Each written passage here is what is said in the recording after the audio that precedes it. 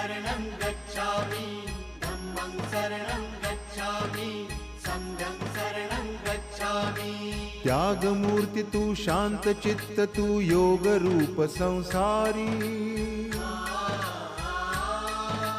दया प्रेम अन मानवतेचे प्रतीक तुझी ईश्वरी सिद्ध मूर्ती सिद्धार्थ गौतम सकलांचा स्वामी